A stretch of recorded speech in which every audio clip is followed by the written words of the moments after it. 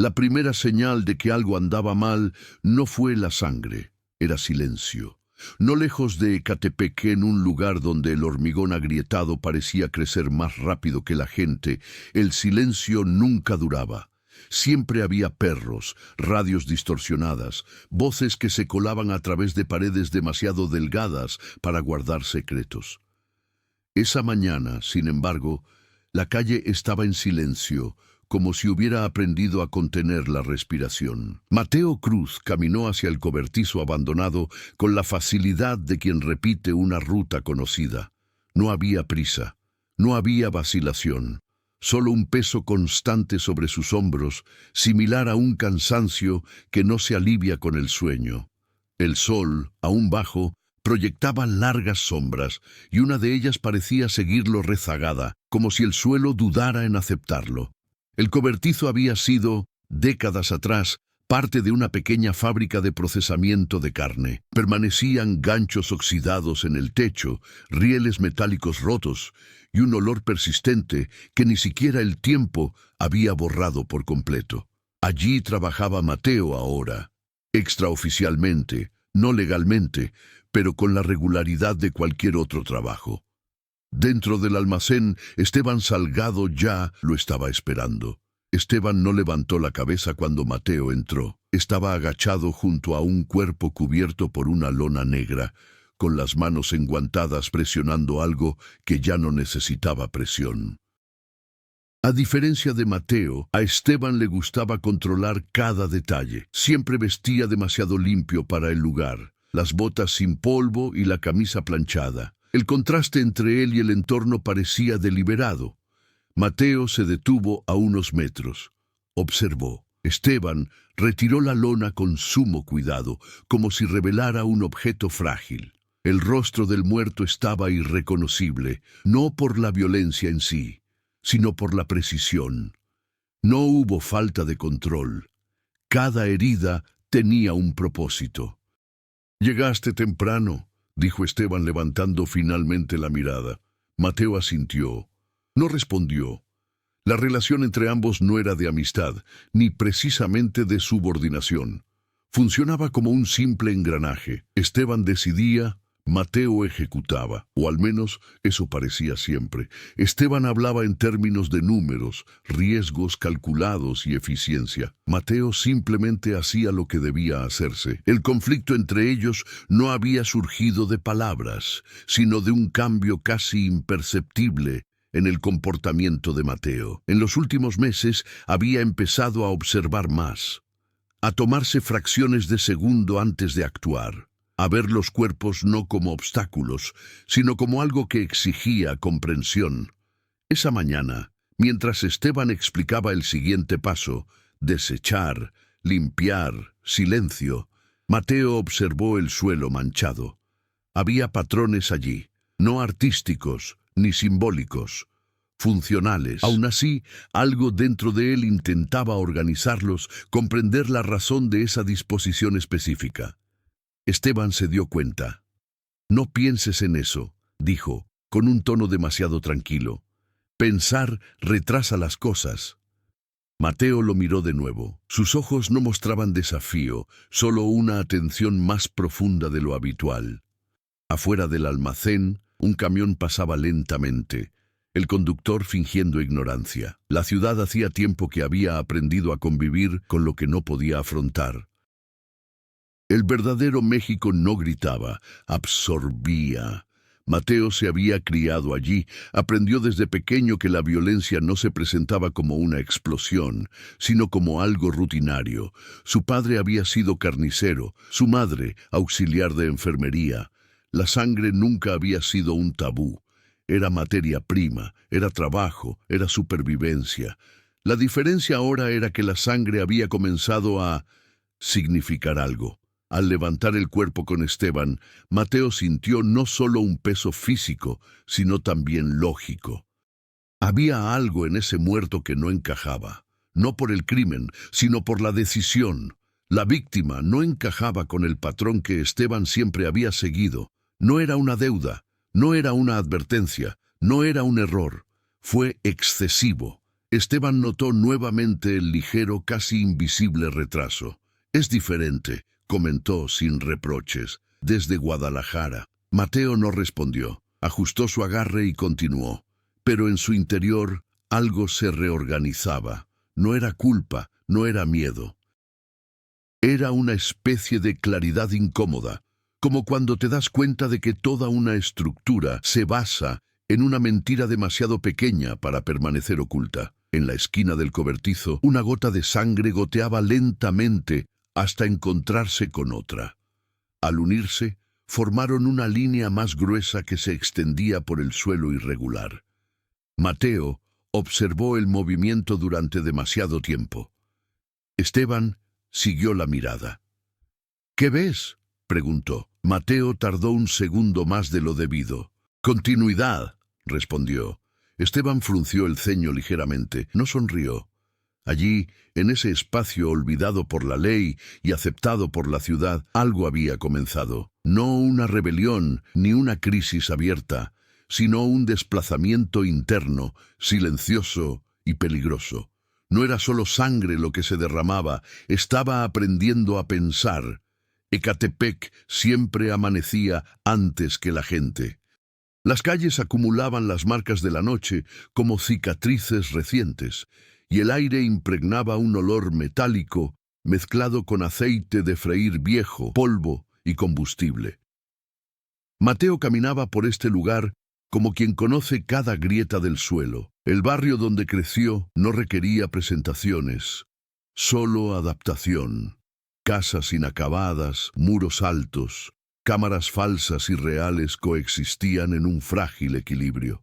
El mundo allí enseñaba rápidamente a quienes observaban y castigaba a quienes fingían. El almacén no existía oficialmente, no figuraba en registros recientes ni en mapas actualizados. Se ignoraba porque convenía a muchos. Los antiguos residentes recordaban vagamente el ir y venir de camiones cargados con cajas de carne envasada.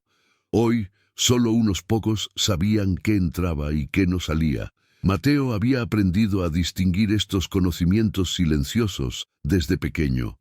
Su infancia estuvo marcada por duras rutinas. Su padre llegaba a casa con las manos rojas, no por la violencia, sino por el trabajo continuo, cortes precisos, repetidos, necesarios. Mateo había observado este método con involuntaria atención. No había placer, solo eficiencia.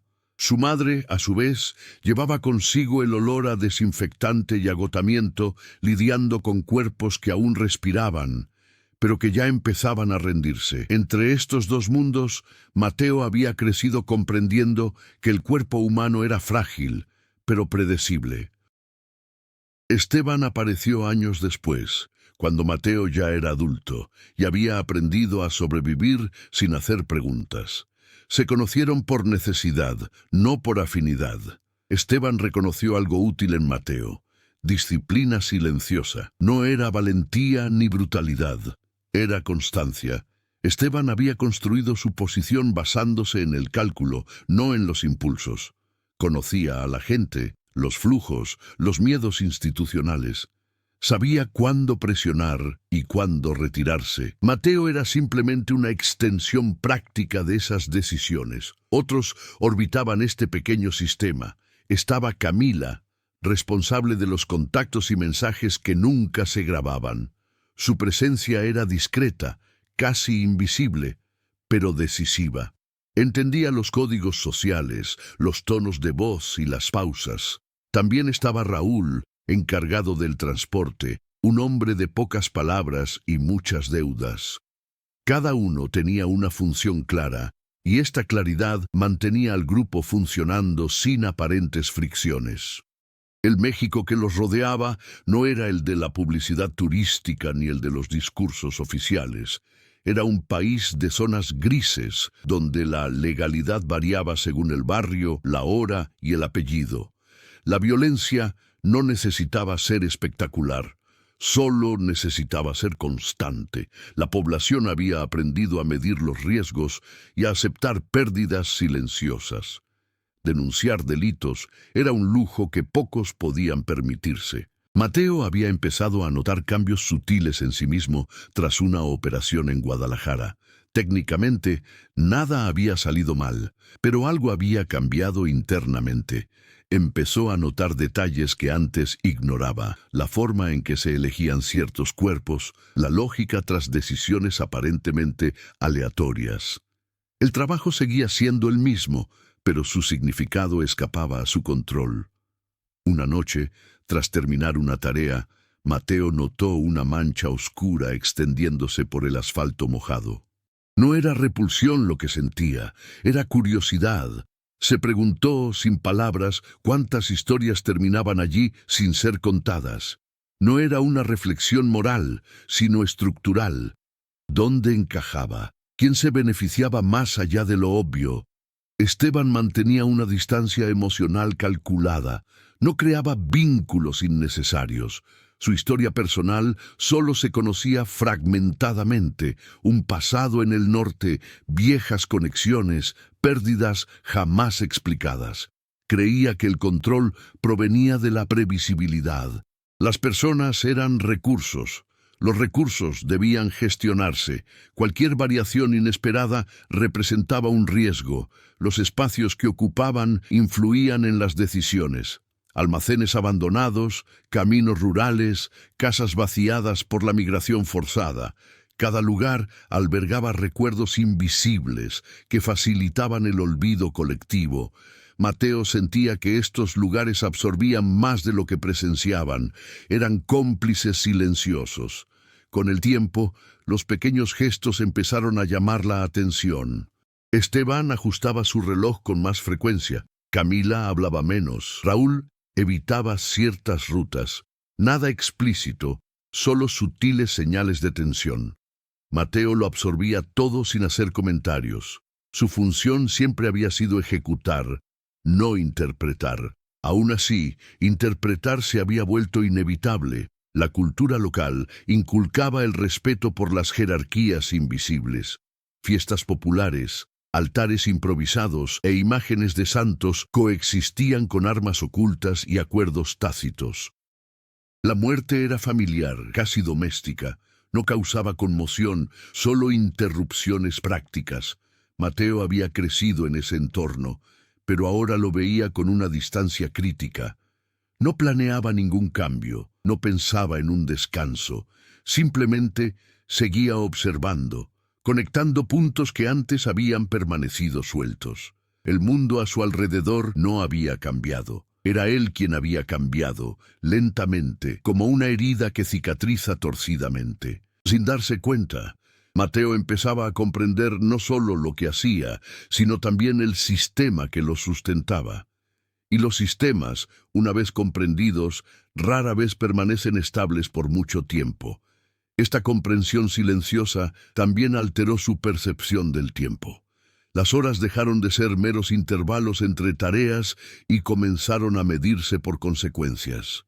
Un retraso mínimo podía significar atención no deseada, anticipación, sospecha. Mateo empezó a calcular sus movimientos con mayor margen, como si previera futuras desviaciones. No lo compartió con nadie. Había aprendido desde muy joven que el exceso de información debilita las estructuras frágiles.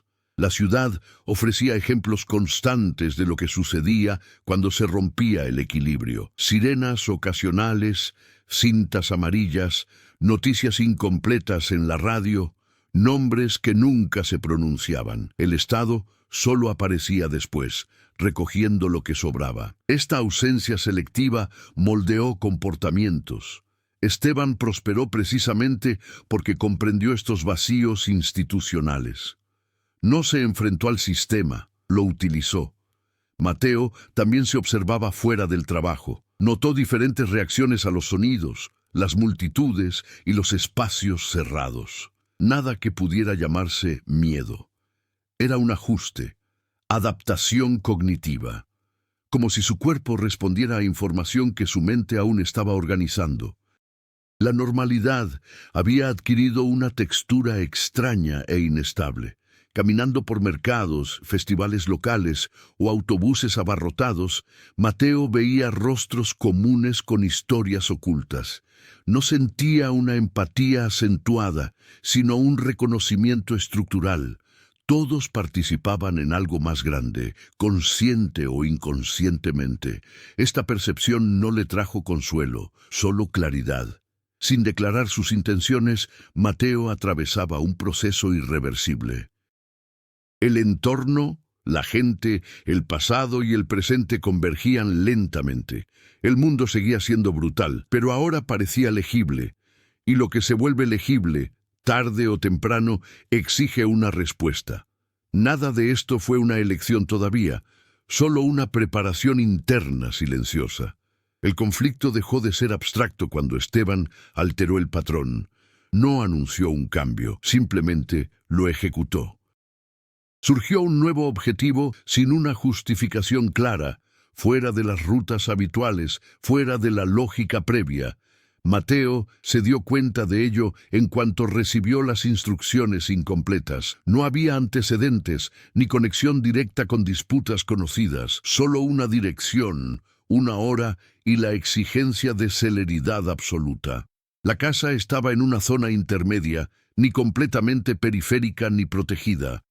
Un lugar donde la normalidad fingía existir. Mateo llegó antes de lo previsto y observó. Vio rutina, vecinos, un niño jugando con un balón desinflado. Nada indicaba una amenaza estratégica. La ausencia de significado se convirtió en el primer obstáculo real. Aún así, esperó la señal. Al terminar la obra, algo se rompió en su interior. No hubo ningún error técnico. El cuerpo cayó como cualquier otro, pero la decisión resonó. Mateo sintió la discrepancia entre la acción y la necesidad. Eso no era eficiencia, era una demostración. Esteban estaba poniendo a prueba los límites, reafirmando el control mediante el exceso. Al regresar al almacén, Esteban no hizo ningún comentario. Simplemente observó a Mateo con una atención inusual. La tensión no necesitaba palabras. Ambos sabían que algo había cambiado. La relación, antes funcional, ahora generaba fricción. Mateo era visto no solo como un ejecutor, sino como una variable. Camila fue la primera en notarlo. Empezó a medir sus frases, a acortar los contactos. Sus mensajes eran más codificados, menos directos. Raúl se quejaba de las rutas alteradas, de los riesgos innecesarios. Surgieron pequeñas fricciones, no como rebeldía, sino como desgaste. El sistema empezaba a resquebrajarse. Esteban respondió con creciente presión. Aumentó la frecuencia de las operaciones, redujo los intervalos y exigió precisión absoluta. Cada tarea conllevaba una artificial sensación de urgencia. Mateo entendió el mensaje: ocupar el espacio mental, impedir la reflexión. Pero el efecto fue el contrario. El exceso reveló patrones previamente ocultos. Mateo empezó a anticipar decisiones. Reconocía opciones incluso antes de tomarlas. Percibía qué objetivos surgirían no por necesidad externa, sino por la conveniencia interna de Esteban. Esto creó un conflicto silencioso: actuar sabiendo que la lógica estaba comprometida o resistir con la mínima inacción. La resistencia adoptó una forma discreta, un retraso calculado, un camino ligeramente diferente. Pequeñas variaciones, casi invisibles. Mateo no confrontó, se adaptó. Cada ajuste reducía el control absoluto de Esteban sin causar una ruptura inmediata. Era peligroso, pero efectivo. Esteban lo presentía. Empezó a aparecer inesperadamente, a observar con más atención. Cuestionó detalles irrelevantes, buscó defectos inexistentes. El conflicto ahora era de percepción. ¿Quién controlaba a quién? La confianza funcional se disolvió lentamente, reemplazada por la vigilancia mutua. El entorno reaccionó. Los viejos contactos empezaron a fallar. Un proveedor desapareció. Una entrega se retrasó sin explicación. Nada confirmaba un sabotaje externo, pero todo apuntaba a inestabilidad. Esteban culpó a su entorno. Mateo comprendió que el problema era interno.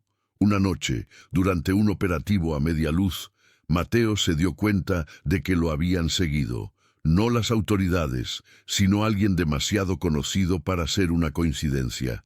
Era una prueba. Esteban quería medir la reacción. Mateo no cambió el plan, simplemente lo ejecutó con extrema precisión, eliminando cualquier laguna interpretable.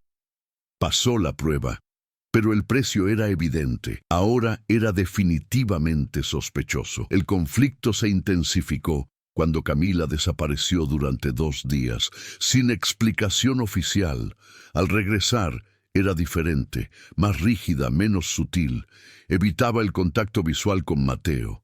Él comprendió sin necesidad de confirmación. Esteban había empezado a cerrar la red, eliminando ambigüedades. Raúl cometió un error poco común durante un lanzamiento. Nada grave, pero suficiente para justificar un castigo ejemplar.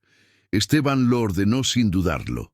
Mateo lo llevó a cabo, pero por primera vez alteró el resultado final. No salvó a Raúl, solo atenuó las consecuencias. Un gesto mínimo pero significativo. Fue una intervención directa. Este acto marcó el punto de no retorno. Mateo no solo comprendía el sistema, sino que interfería con él. El conflicto había dejado de ser interno para volverse estructural. Esteban representaba la continuidad rígida. Mateo, la adaptación silenciosa. Ambos ocupaban el mismo espacio, y esto era insostenible. La presión externa también aumentó. Surgieron rumores de investigaciones, extraoficiales, pero persistentes. El Estado, aunque lento, comenzaba a prestar atención. Esteban respondió con más violencia, creyendo que la fuerza consolidaría el control. Mateo vio el error. El exceso genera visibilidad. La visibilidad atrae ruptura. Cada nueva tarea profundizaba la división. Mateo las ejecutaba con precisión, pero con una doble intención. Cumplía órdenes mientras se ajustaba a los resultados. No buscaba justicia ni redención. Buscaba un equilibrio funcional. El problema era que el equilibrio requería eliminar el elemento que lo rompía. El conflicto llegó a su punto álgido cuando Esteban propuso una operación final, mayor y definitiva. Una maniobra que consolidaría el poder o lo dejaría todo al descubierto. Mateo comprendió de inmediato el riesgo. No había margen para ajustes sutiles. Esa decisión requeriría una decisión clara. Sin decir palabra, Mateo se preparó. No emocionalmente, sino logísticamente.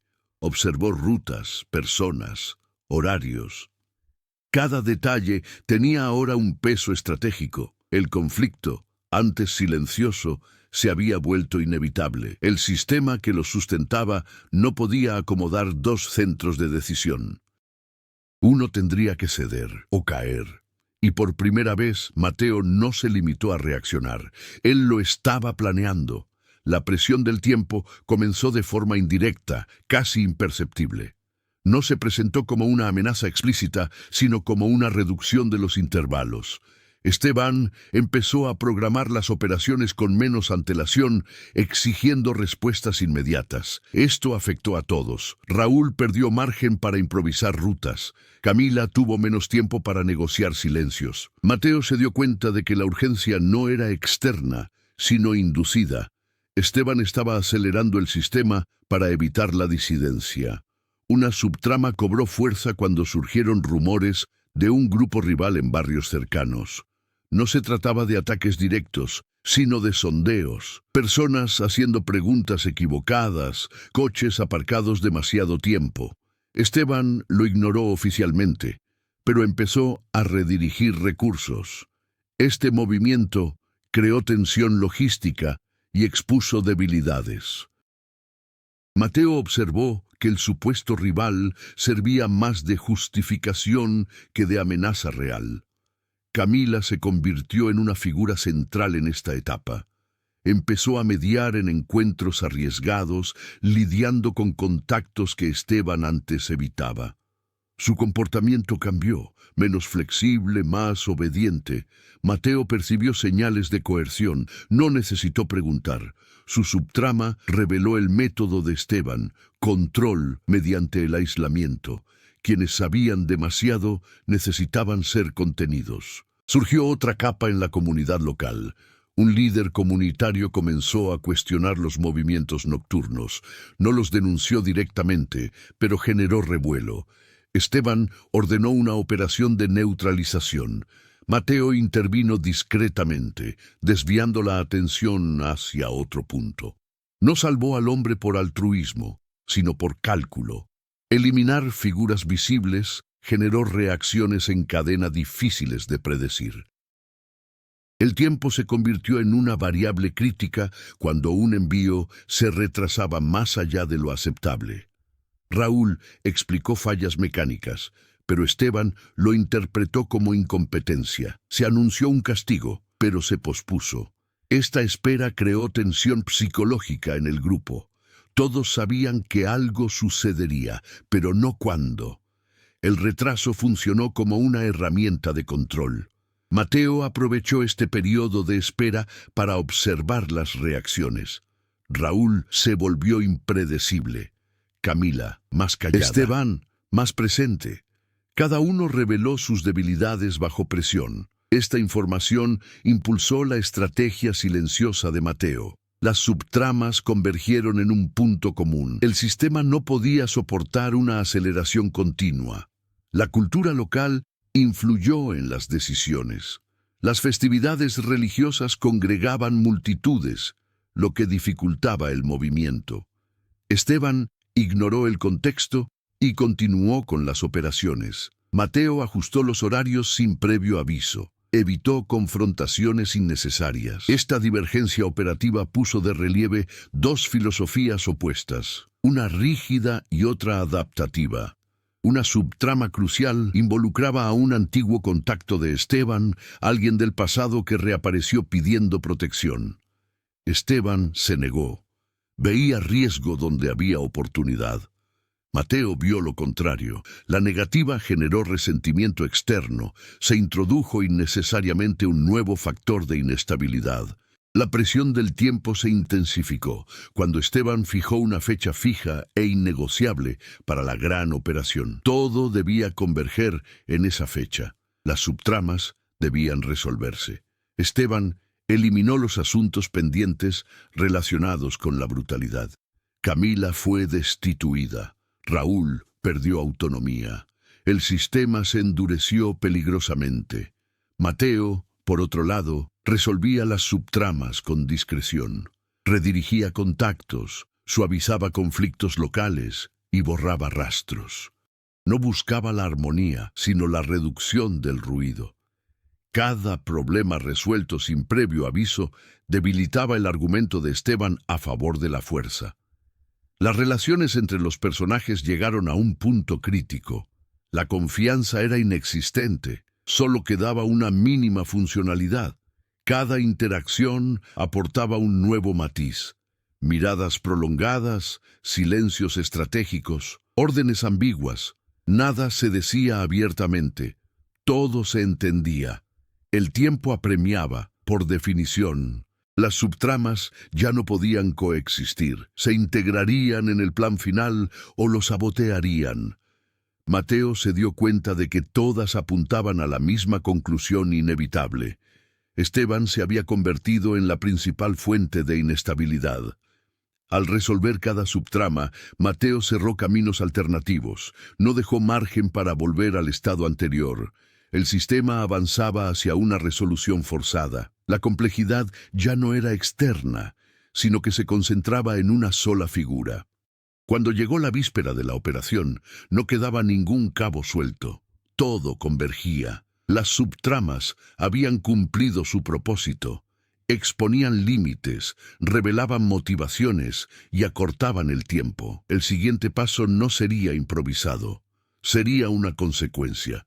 El punto de inflexión no llegó con violencia inmediata, sino con información demasiado precisa como para ignorarla.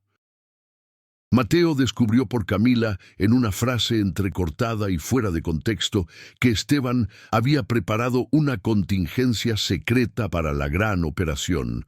No se trataba de refuerzos ni de una ruta alternativa. Era un reemplazo, un plan para eliminar a todos los intermediarios si algo se salía de control, incluido Mateo. La revelación no fue un shock emocional, fue una confirmación. Todo lo que Mateo había observado, cada aceleración forzada, cada gesto de control excesivo, ahora tenía sentido estructural. Esteban no pretendía estabilizar el sistema, pretendía desactivarlo por sí mismo, concentrando el poder máximo y borrando cualquier rastro humano. Camila no pidió ayuda, solo le informó. Su mirada no buscaba salvación, solo liberación. Al transmitir eso, se retiraba moralmente del proceso. Mateo comprendió que esta era la última pieza que faltaba. El conflicto dejó de ser interpretativo, se había vuelto matemático. El cambio de dirección se produjo en el silencio que siguió. Mateo no confrontó a Esteban, ni alteró de inmediato el plan visible. Continuó realizando tareas, manteniendo una apariencia de alineación. Sin embargo, internamente, pasó de la adaptación a la intervención directa. El objetivo ya no era el equilibrio, era un cierre controlado. El evento inesperado ocurrió en la madrugada antes de la operación final. Esteban anticipó parte del plan sin previo aviso. Ordenó la eliminación de Raúl, alegando riesgo de fuga. No hubo investigación ni pruebas, solo una decisión. Mateo recibió la orden como cualquier otro, ejecutó el movimiento, siguió el protocolo y encontró a Raúl. Lo que cambió fue el resultado. Mateo no mató a Raúl, ni lo liberó. Creó una tercera posibilidad. Simuló el resultado esperado, dejando suficiente evidencia para satisfacer a Esteban, mientras eliminaba a Raúl del panorama real. Una desviación compleja, arriesgada e irreversible. Por primera vez, Mateo produjo una mentira estructural dentro del sistema. Este acto marcó el verdadero punto de inflexión. No había vuelta atrás. Esteban creía que estaba reduciendo las variables. En realidad, había perdido el control del flujo de información. El sistema ahora respondía a dos centros de decisión, uno visible y otro oculto. La revelación final llegó cuando Esteban, confiado, compartió detalles del plan maestro. Habló demasiado. Explicó la lógica de la limpieza total, la desaparición definitiva, el cierre simbólico. No se dio cuenta de que, al hacerlo, también revelaba sus propios movimientos futuros. Mateo lo absorbió todo sin una reacción visible. El curso de la historia cambió allí. No habría una confrontación directa en ese momento. No habría una explosión emocional. El punto de inflexión fue intelectual y estratégico. Mateo comprendió que Esteban no era solo un antagonista, sino un obstáculo sistémico. Eliminarlo no sería venganza, sino reorganización. La narrativa interna de Mateo se ajustó al instante. Cada paso subsiguiente se evaluaba ahora no por el riesgo inmediato, sino por el efecto dominó. Ya no pensaba en sobrevivir a la operación, sino en rediseñar el escenario posoperatorio. La sorpresa final vino de Camila, otra vez. Le entregó a Mateo algo físico, un dispositivo simple y pequeño que contenía registros que Esteban creía inexistentes. No explicó cómo lo obtuvo. No le hacía falta. Era la herramienta definitiva. Prueba, presión, moneda de cambio, todo a la vez.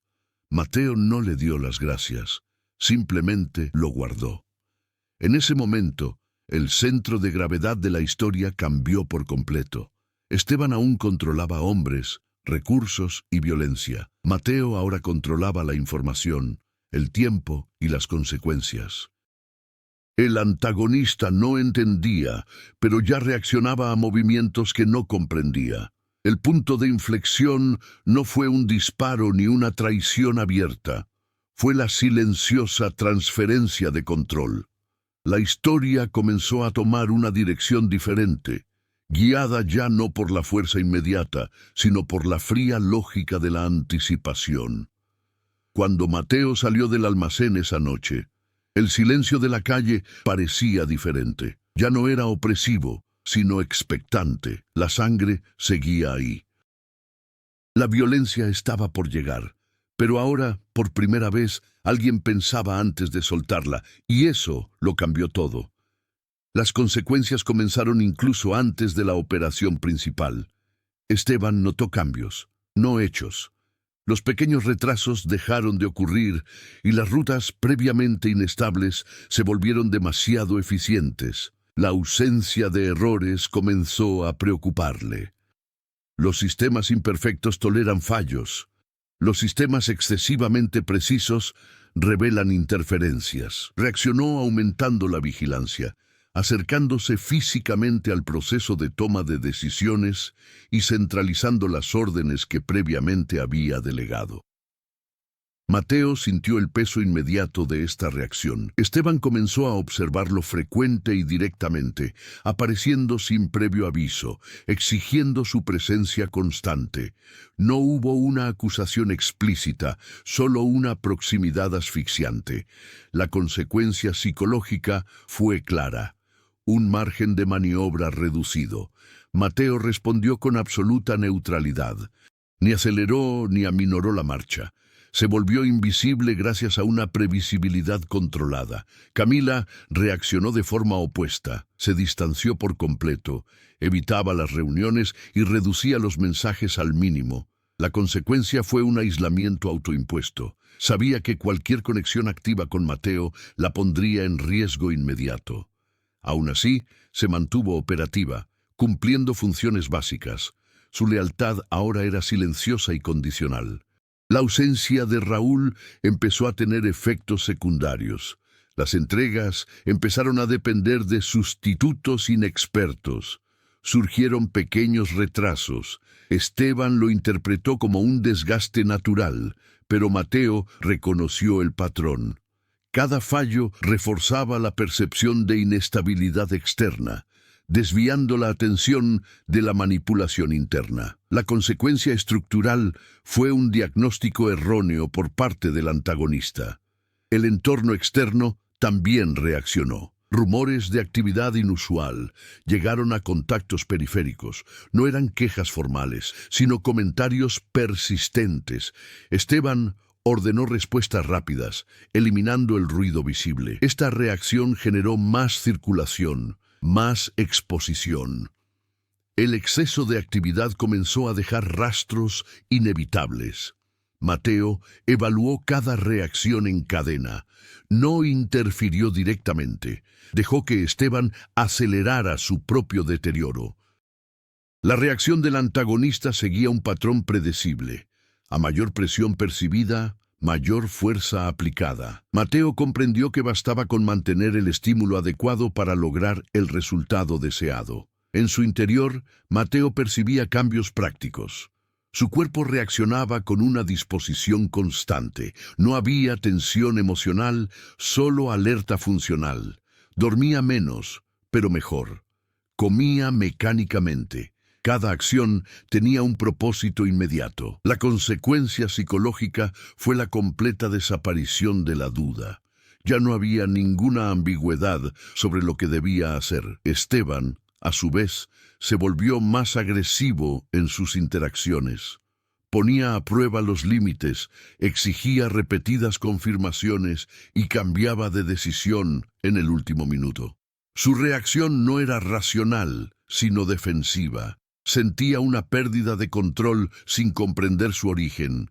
Esto lo hacía peligroso y predecible a la vez. Una consecuencia inesperada surgió cuando un contacto externo se negó a cooperar por primera vez. No hubo amenaza, solo silencio. Esteban reaccionó con furia contenida. Ordenó un reemplazo inmediato. Mateo observó sin interferir. Cada puente que Esteban quemaba reducía sus opciones futuras. Camila fue sometida a presión directa. Esteban cuestionó su lealtad, revisó sus antecedentes y le impuso supervisión. Ella reaccionó con absoluta obediencia, no discutió, ni se resistió. Su reacción calculada evitó un castigo inmediato, pero profundizó la tensión psicológica. Mateo se dio cuenta de que su tiempo en el sistema se agotaba. La ciudad respondió de forma caótica. Más patrullas en horarios irregulares, más retenes temporales, más presencia simbólica. No fue una ofensiva real, sino una señal. Esteban lo interpretó como una amenaza inminente. Mateo lo vio como una oportunidad. La presión institucional aceleró la toma de decisiones equivocadas. Cada reacción traía una nueva consecuencia. El sistema perdió flexibilidad. Todo debía decidirse rápidamente, con un margen mínimo. Mateo se mantuvo constante, funcionando como un punto fijo en medio del creciente caos. Esta aparente estabilidad aumentó la confianza de Esteban, tal como se predijo. La consecuencia final de esta etapa fue la cristalización de roles. Esteban se convirtió en el agente del exceso, Mateo en el ejecutor confiable, Camila en el eslabón debilitado. El sistema operaba ahora bajo máxima tensión, sin amortiguadores. Cualquier impacto adicional causaría una ruptura total. Mateo no sintió ningún triunfo, solo un reconocimiento estructural. Las reacciones coincidían con las proyecciones. El siguiente paso requeriría precisión absoluta. No habría margen para correcciones posteriores. Todo lo que sucedía ahora era consecuencia de decisiones previas. Y todas apuntaban a un único e inevitable resultado. Superar los desafíos no empezó con un gran gesto, sino con la eliminación gradual de viejos hábitos. Mateo se dio cuenta de que, para avanzar, necesitaba abandonar los reflejos formados durante años de obediencia funcional. No era debilidad, sino condicionamiento. Cada movimiento automático necesitaba una revisión, no emocional, sino operativa. Crecer, en ese contexto, significaba reprogramar su propia respuesta a las órdenes. El primer desafío surgió cuando Esteban delegó en Mateo una decisión estratégica que jamás habría permitido. Fue una prueba y una transferencia parcial de responsabilidad. Mateo aceptó sin rechistar, pero modificó la ejecución en silencio. No desobedeció, reinterpretó. El resultado fue más eficiente y menos visible. Este cambio práctico marcó el inicio de la transformación. Mateo ya no solo ejecutaba, sino que ahora moldeaba los resultados. La evolución se hizo evidente en las pequeñas decisiones. Mateo comenzó a anticipar las consecuencias con mayor profundidad. Evaluó no solo el impacto inmediato, sino también los efectos secundarios, terciarios, humanos y estructurales. Este crecimiento no provino de una reflexión prolongada, sino de la práctica constante. Cada decisión fue un ejercicio de adaptación inteligente. Esteban notó la creciente efectividad y respondió con mayor confianza. Paradójicamente, esto le dio a Mateo mayor margen de maniobra. El antagonista creía estar fortaleciendo el sistema, cuando en realidad estaba ampliando la autonomía del elemento que lo redefinía. La superación del sistema por parte de Mateo se produjo dentro de las expectativas de Esteban, lo que lo hizo invisible. Surgió un nuevo desafío cuando una operación requirió negociación directa con un contacto impredecible. Esteban esperaba intimidación. Mateo optó por la moderación. Ajustó su tono, ritmo y postura. El acuerdo se alcanzó sin violencia. La consecuencia fue una estabilidad local inmediata. Mateo comprendió entonces que la fuerza no era un recurso principal, sino un último recurso. Esta comprensión representó un verdadero crecimiento. La transformación también se manifestó en su relación con Camila. Mateo comenzó a protegerla indirectamente, redistribuyendo tareas y reduciendo su exposición. No hubo conversación ni pacto, solo acciones consistentes. Camila notó el cambio y ajustó su comportamiento, confiando en las señales prácticas, no en las promesas. La relación evolucionó hacia una cooperación silenciosa. Internamente, Mateo se enfrentó al reto más complejo: aceptar toda la responsabilidad. Antes, cualquier consecuencia extrema podía atribuirse a órdenes superiores. Ahora, las decisiones recaían en él. El peso no era moral, sino lógico. Errar significaba un colapso sistémico. Esta presión exigía crecimiento psicológico. Mateo aprendió a defender sus decisiones sin delegar la culpa. Su cuerpo siguió esta evolución. Sus movimientos se volvieron más eficientes. Su atención se distribuyó mejor. Mateo ya no reaccionaba por impulsos condicionados, sino por la conciencia del entorno.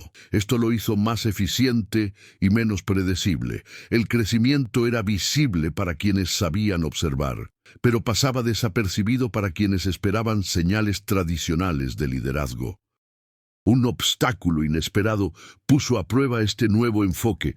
Un error externo amenazó con exponer toda la operación. Esteban exigió una respuesta inmediata y contundente. Mateo evaluó alternativas en segundos y propuso una solución indirecta. Esteban dudó, pero aceptó. El problema se resolvió sin repercusiones. La confianza de Esteban se consolidó, sellando la ruptura definitiva de la dependencia. Superar el desafío no eliminó el miedo, pero redefinió su función. Mateo comenzó a usarlo como indicador, no como freno. Donde antes el miedo lo paralizaba, ahora le proporcionaba información. Este cambio interno consolidó el crecimiento psicológico necesario para la etapa final del conflicto. Mateo también creció reconociendo los límites. No buscó el control absoluto, sino solo el equilibrio funcional. Aprendió a delegar microdecisiones y a confiar en estructuras adaptadas. Este crecimiento organizacional redujo la fragilidad general. El sistema, incluso bajo estrés, se volvió más resiliente bajo su influencia. La ciudad seguía igual, violenta y silenciosa, pero Mateo la percibía de otra manera, no como un entorno hostil, sino como un organismo predecible. Esta comprensión más amplia le permitió anticipar los riesgos sin reaccionar de forma exagerada. El crecimiento provenía de la comprensión, no de la dominación. Al final de esta etapa, Mateo ya no era el mismo hombre que había entrado al almacén meses antes, no por redención ni por ambición declarada, sino porque había aprendido a pensar antes de actuar, a actuar antes de verse obligado y a aceptar las consecuencias sin perturbaciones emocionales. El reto se completó cuando Mateo se dio cuenta de que ya no necesitaba demostrarle nada a Esteban. Su crecimiento era interno, sólido y funcional. El siguiente paso no requeriría mayor desarrollo, solo una ejecución precisa. Él estaba listo. Los preparativos comenzaron cuando ya no quedaba nada que ajustar sin causar alarma. Todas las subtramas habían sido absorbidas, neutralizadas o silenciosamente clausuradas. El sistema funcionaba a un ritmo acelerado, pero se mantenía lo suficientemente estable como para no despertar sospechas externas inmediatas. Este equilibrio artificial era frágil, y Mateo sabía que cualquier paso en falso aceleraría su colapso antes del momento oportuno. Esteban concentró sus recursos y atención en la operación final. Reunió hombres, revisó armas y reorganizó espacios. Cada acción buscaba transmitir control absoluto. Mateo observaba todo con atención técnica, no emocional. Su preparación no implicó fuerza adicional, sino la alineación precisa de las variables existentes. No necesitó crear tensión, ya estaba ahí, acumulada. Camila fue retirada discretamente del centro de operaciones. Esteban alegó que era para su protección, pero la decisión fue estratégica. Mateo se dio cuenta de que esto reducía los riesgos inmediatos para ella y, al mismo tiempo, la alejaba del momento decisivo. Sin interferir, lo aceptó. Era necesario retirar algunas piezas del tablero para asegurar una jugada final limpia. Las subtramas finales se resolvieron secuencialmente. Un contacto inestable se neutralizó mediante la indiferencia, no la violencia.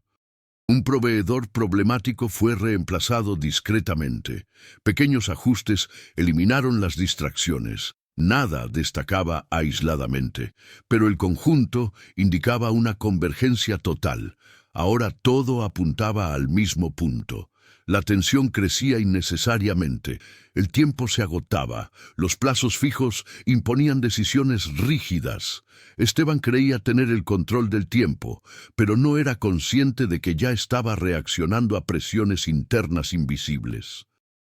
Mateo se mantuvo funcional, entregando resultados precisos, reforzando la confianza de su oponente en la medida necesaria. Físicamente, el entorno cambió. El almacén se usaba con más frecuencia. Las luces permanecían encendidas durante más tiempo. La gente entraba y salía a horas irregulares. Este aumento de actividad creaba riesgos, pero también normalizaba la presencia constante. Mateo aprovechó esta exposición para diluir señales específicas. Cuando todo parece excesivo, nada destaca. La preparación psicológica de Mateo se centró en la precisión. No ensayó discursos ni confrontaciones. Revisó rutas, tiempos de reacción y posibles respuestas.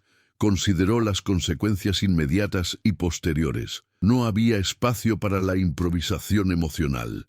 El clímax exigiría absoluta claridad. Esteban empezó a hablar más, explicaba decisiones, justificaba elecciones. Este comportamiento revelaba una necesidad de validación. Mateo escuchaba sin hacer comentarios. Cada palabra adicional era información, cada justificación era una confirmación de vulnerabilidad. La preparación incluía asumir estas fallas sin reaccionar. La tensión también era evidente en los hombres bajo su mando. Movimientos más bruscos, conversaciones breves, miradas atentas, todos presentían que algo se aproximaba. Mateo no necesitaba reforzar la disciplina. El miedo ya cumplía esa función.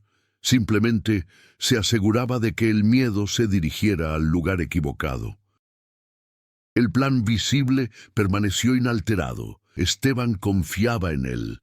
Mateo también, pero por razones diferentes. Para Esteban fue la culminación. Para Mateo fue el escenario. La verdadera preparación se desarrolló en capas invisibles, en la sincronización entre las acciones esperadas y las reacciones anticipadas. Los ajustes finales se hicieron la noche anterior. Mateo revisó el espacio donde todo concluiría. Él solo observó entradas, salidas y puntos ciegos. No alteró nada simplemente físicamente. Confirmó. A veces, la preparación consiste en saber que no hay nada más que hacer. Camila envió un último mensaje breve y neutral. No hubo ninguna petición ni advertencia, solo una presencia distante. Mateo lo interpretó como el fin de esa relación operativa. No respondió.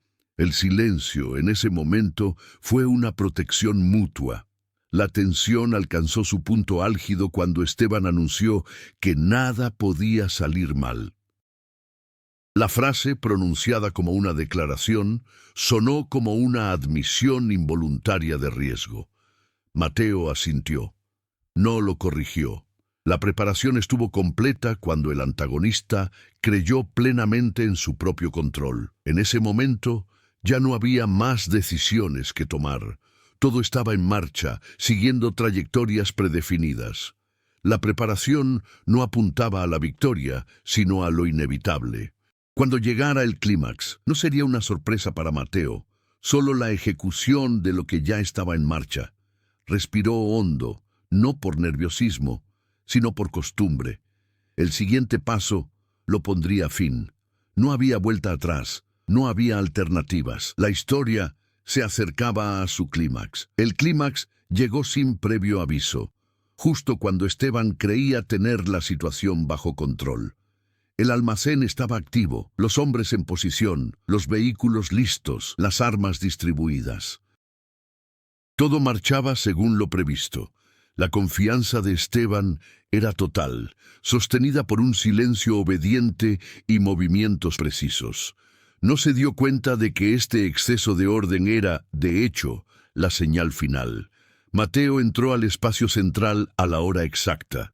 No había tensión en sus gestos. Siguió el protocolo como siempre. Esteban observó y asintió, satisfecho.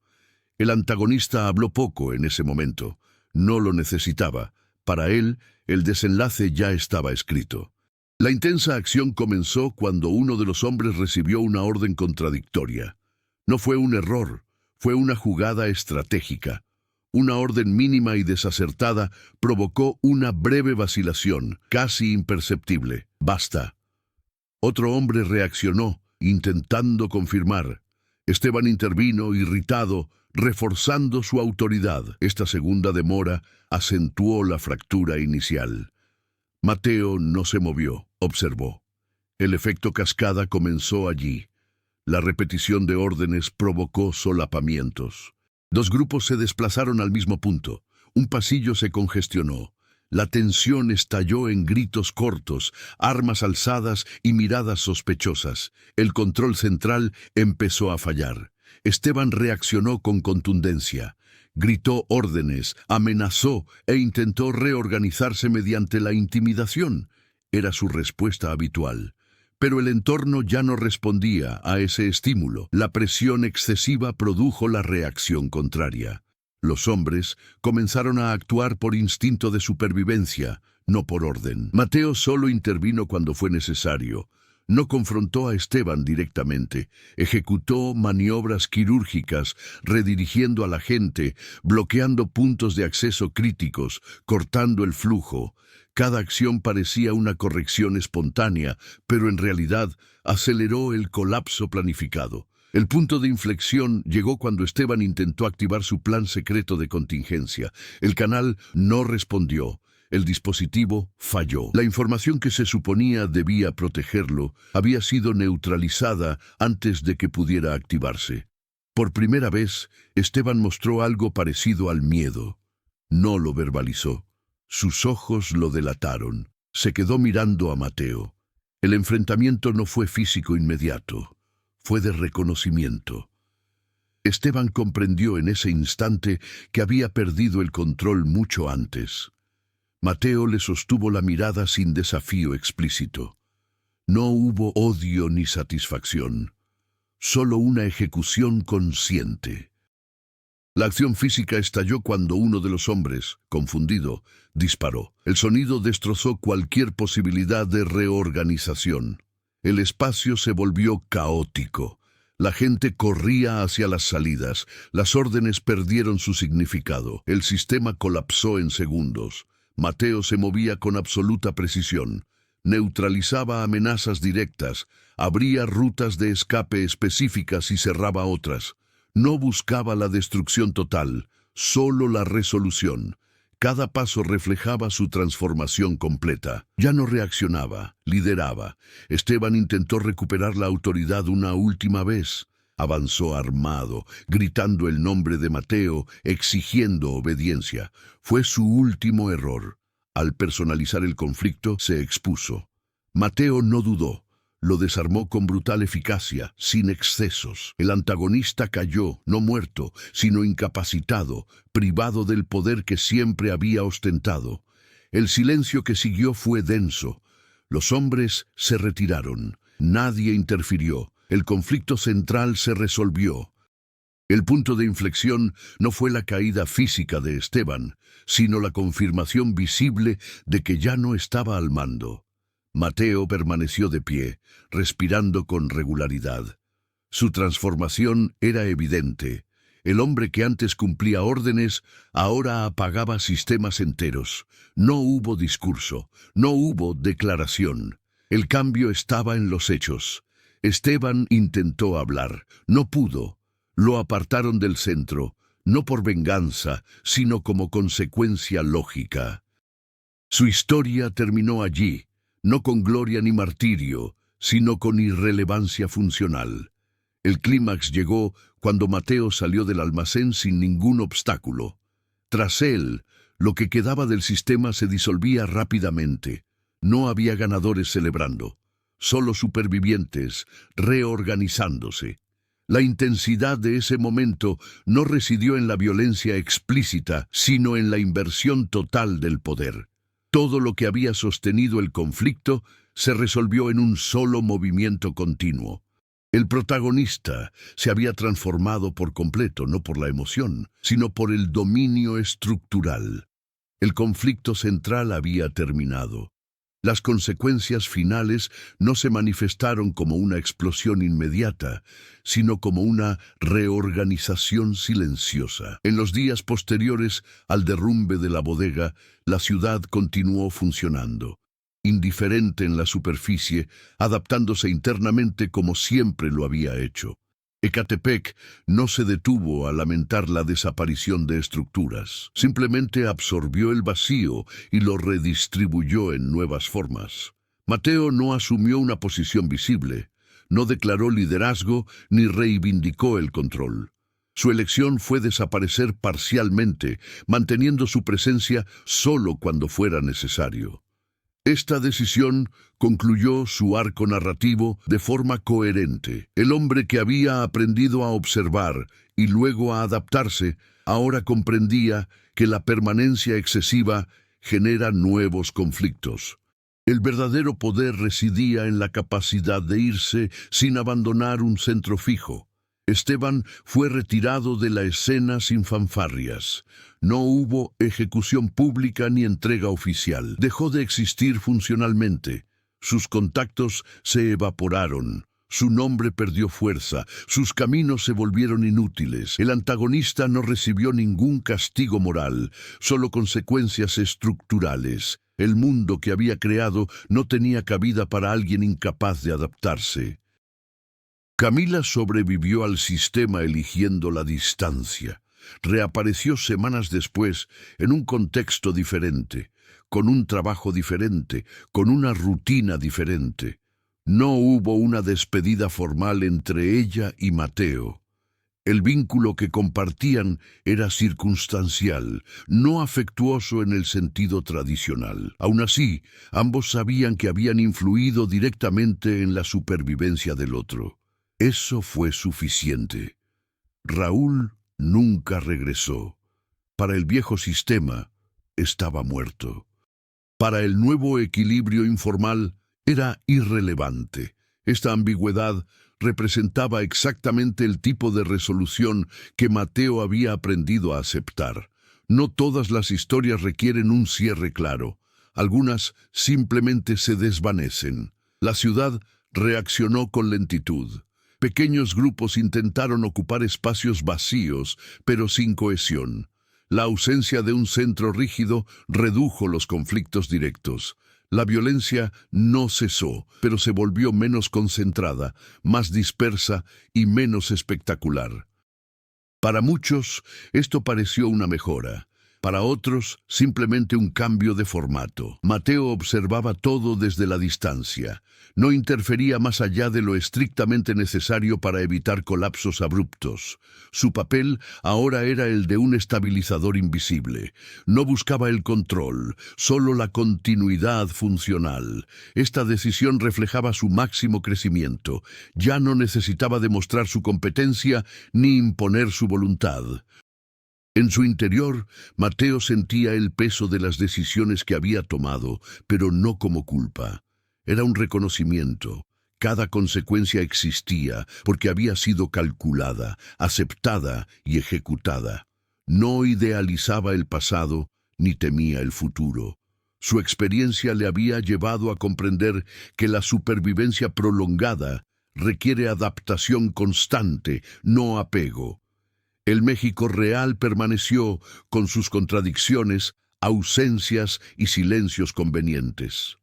El Estado emergió cuando convenía y se retiró cuando era necesario. La población siguió ajustando sus rutinas según los riesgos percibidos. Nada se había resuelto a gran escala. Solo se había clausurado un sistema específico. Mateo ahora caminaba por espacios cotidianos sin ser reconocido.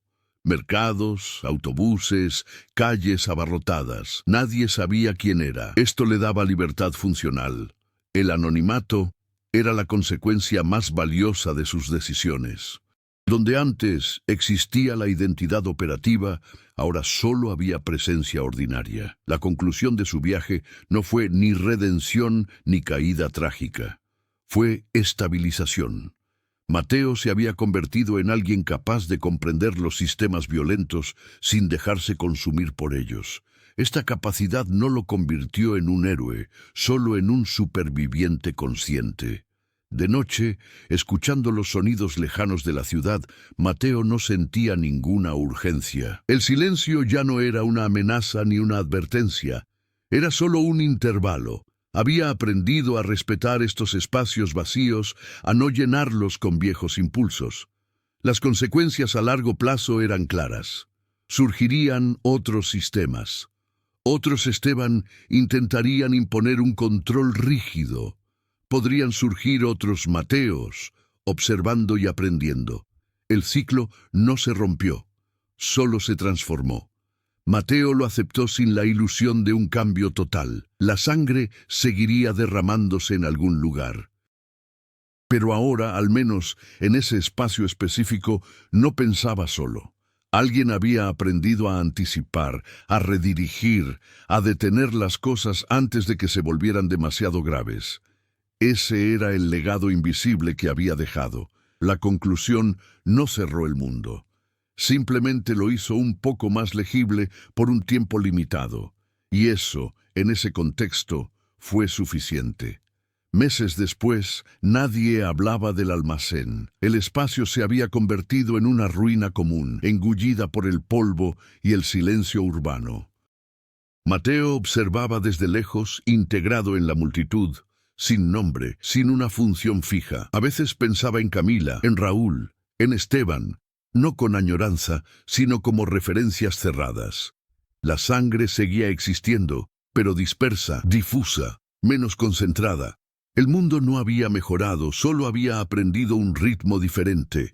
Mateo seguía viviendo, atento, adaptable. Sabía que, si era necesario, la sangre volvería a pensar, y él estaría listo.